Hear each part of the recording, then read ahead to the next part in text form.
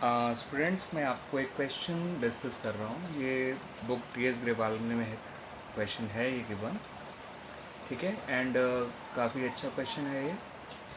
And calls in area का treatment सीखने के लिए काफ़ी अच्छा क्वेश्चन है ये बच्चों। क्वेश्चन कुछ इस तरह से है कि कंपनी ने 8,000 शेयर इशू किए हैं। फेस वैल्यू 10 है इनकी, और कंपनी ने फर्स्ट ईयर केवल ₹5 कॉल करे हैं इन पे। टोटल शेयर इशू किए हैं 8,000।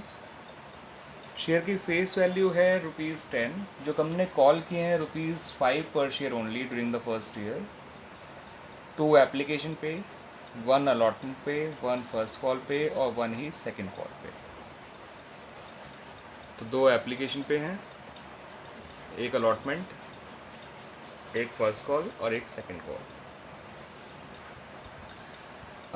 All shares were applied and allotted, and all the money was duly received, except the following. कुछ इस तरह से आपके डिफॉल्टर्स दे रखे हैं इस क्वेश्चन में कि ए, who has 250 shares of the company, he did not pay anything after application. यानी कि इसने एप्लीकेशन के बाद कुछ भी पैसा नहीं पे किया। यानी इसने ना अलॉटमेंट दिया, ना फर्स्ट कॉल दिया, ना सेकंड कॉल दिया। ये तो हो गई एक ही बात। अब बात करते हैं बी के बारे में। बी जो है, इसके पास कंपनी के 500 शेयर्स थे। B had 500 shares of the company. He did not pay anything after first call allotment. इसने एप्लीकेशन के बाद कुछ नहीं पे किया, इसने अलॉटमेंट के बाद कुछ नहीं पे किया। यानी कि इसने ना फर्स्ट कॉल दी, ना सेकंड कॉल दी। ऐसे ही एक और डिफ़ॉल्टर है सी। इसके पास कंपनी के 1250 शेयर्स थे, 1250 शेयर्स। इसने जो है फर्स्ट कॉल के बाद पेमेंट नहीं किया। यानी इसने ये भी दिया, ये भी दिया, ये भी दिया, मगर सेकंड कॉल नहीं दिया।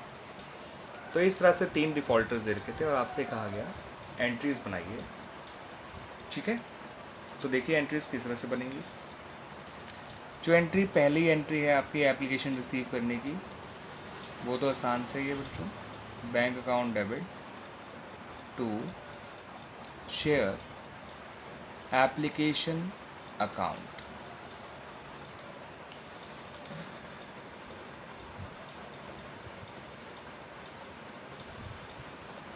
वो बनेगी 16,000 से।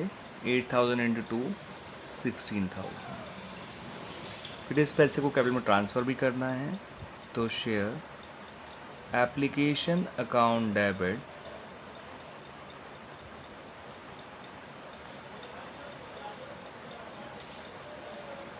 To share capital account. 16,000 16,000। अब अलॉटमेंट ड्यू करा लेते हैं। Share allotment account debit to share capital account. 8,000 into 1 8,000। ये एंट्री होगी बच्चों अलॉटमेंट ड्यू कराने की। अब आ जाते हैं अलॉटमेंट की रिसीविंग पे। तो याद रखिएगा अलॉटमेंट की रिसीविंग के टाइम पे एरियर आएगा 250 शेयर्स का, जो कि हेल्ड बाय ए थे। तो आप जानते हैं एरियर की जो ट्रीटमेंट किया जाता है वो at the time of receiving किया जाता है। तो एंट्री बनी bank account debit calls in arrears account debit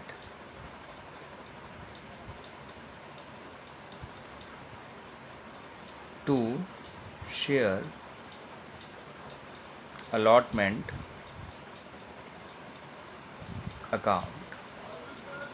यहाँ तो आएगा 8,000 और यहाँ पर आएगा 250।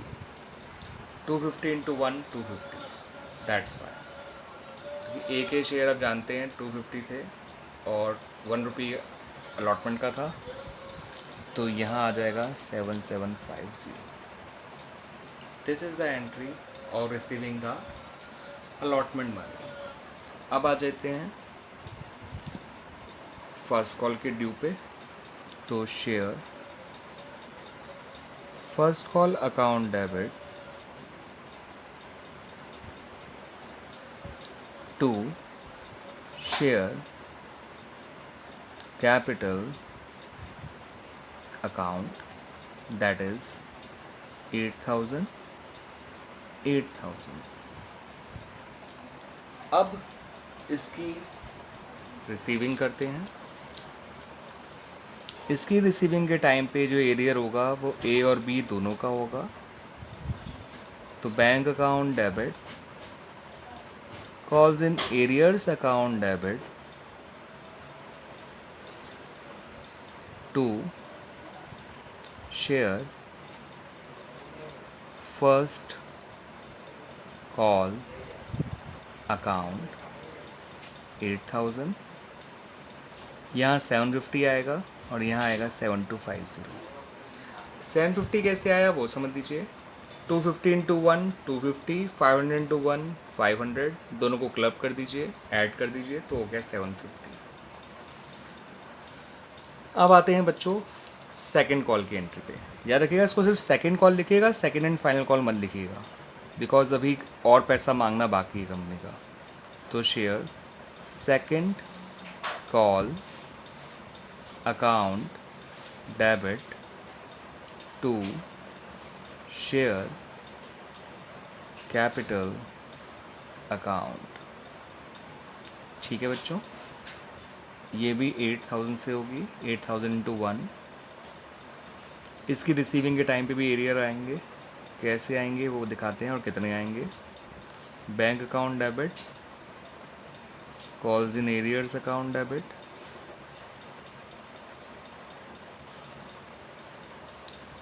To share second call account 8,000। 250 into 1 250, 500 into 1 500, 1250 into 1 1250। तो 250 प्लस 500 प्लस 1250 तीनों जोड़कर हो जाएगा 2,000, यानी 250 ए के, 500 बी के और 1250 सी के, तीनों जोड़ेंगे तो 2,000 हो गया। इस तरह से आया। अलॉटमेंट फर्स्ट कॉल का भी आप ऐसे ही देख सकते हैं, 250 और 500 केवल, तो 750 आया। और ये फर्स्ट कॉल का था, अलॉटमेंट का तो सिर्फ 250 आएगा, 250 इंटू 1। तो इस तरह से एरियर्स निकाले गए थे। एरियर्स यहाँ लिख दीजिए 2,000 और बचा हुआ 6,000 बैंक में लिख दीजिए। तो इस तरह से बच्चों ये एंट्रीज कंप्लीट हो गई हैं, आप देख सकते हैं। ये मैंने एक टेबल बना लिया था स्टार्टिंग में ही डिफ़ॉल्टर्स के लिए। फिर ये एप्लीकेशन की एंट्री है, bank to application, application to capital, कोई एरियर नहीं था इसमें। अलॉटमेंट जब ड्यू कराया तो उसमें एरियर नहीं आएगा, ठीक है, अलॉटमेंट टू कैपिटल। लेकिन अलॉटमेंट की रिसीविंग के टाइम पे एरियर्स है। Bank account debit calls in arrears account debit to share allotment.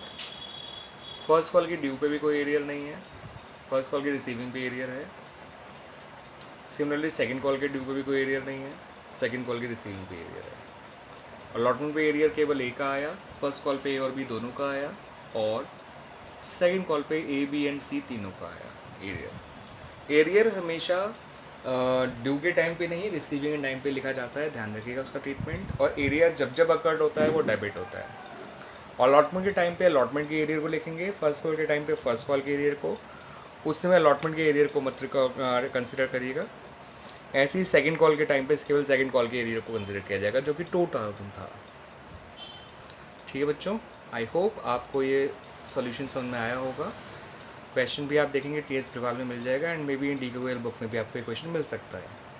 ये क्वेश्चन बोर्ड में भी एक बार आया हुआ है। ठीक है बच्चों, थैंक यू।